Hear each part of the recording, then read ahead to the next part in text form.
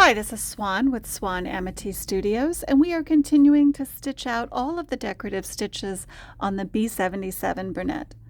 We're going to start today's video with stitch 149. Let's stitch.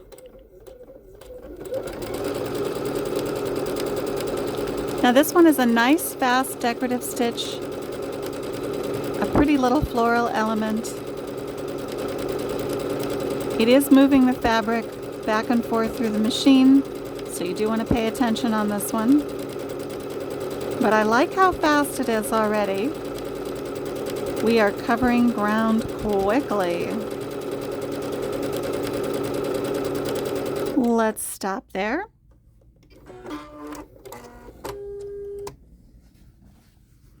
We have a lovely little floral element. I almost feel like these are a little like water lilies. And yeah, I can see some nice applications for that. In fact, I'm thinking this would look really nice if I were using an Asian fabric, for instance. Something with a Japanese floral or a little Chinese woodland design. I think that could be fun. Let's mark that one down. Number 149. This one starts from the middle, and this is the default stitch. We're going to move right on to 150, and this is one I'm really actually excited about. Just like this one has a lot of opportunities perhaps for an Asian panel project, I feel like this one could do the same thing. I'm going to scoot that just a little bit over into the middle there before I needle down. Now what I like about this one that's coming up here is that it kind of reminds me of a tamari ball. Let's see how this goes.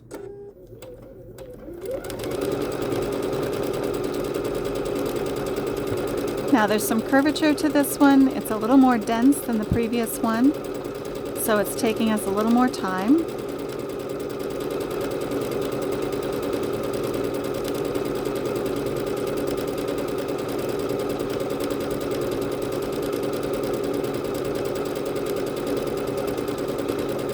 Now I can already tell this one is going to be really fun. I have a couple of little projects I like to do for friends once in a while, including a little chopstick holder. For those of us that like to collect chopsticks, and I admit I am a little bit of a chopstick collecting fiend, I might have way more pairs than I actually need. So I make a little chopstick roller that keeps all of my chopsticks inside of it. At least it did until I bought more last year. When I'm making those for my friends, I do like to add a little decorative element somewhere inside of them, and I am thinking that this one is a winner for adding a little strip of decorative stitching somewhere on that chopstick holder.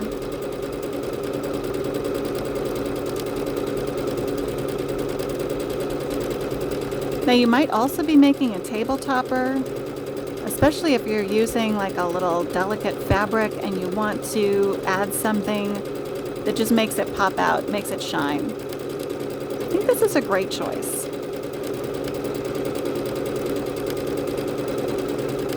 Now this one once again took a little bit more paying attention just because it's moving the fabric back and forth while it stitches out.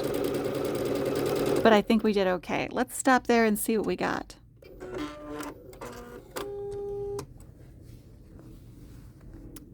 Well, those are fun. They are not quite the tamari ball appearance that I thought they would be, but I am going to stick with that and try that out the next time that I make one of those little chopstick containers. I think that would be perfect for this. Let's mark that down as 150. This one also starts from the middle and is the default size, and I like it that size. It's really cute. I could see making it a little bit bigger, but honestly, that's a great size.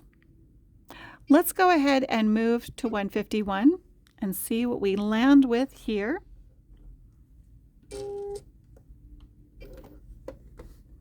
151 is another one that's starting in the center, and here we are looking at a little leaf shape. Kind of reminds me of an ivy leaf. Let's see what it looks like as it stitches out.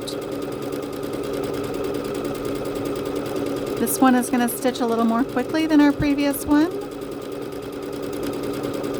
It is a less dense stitch.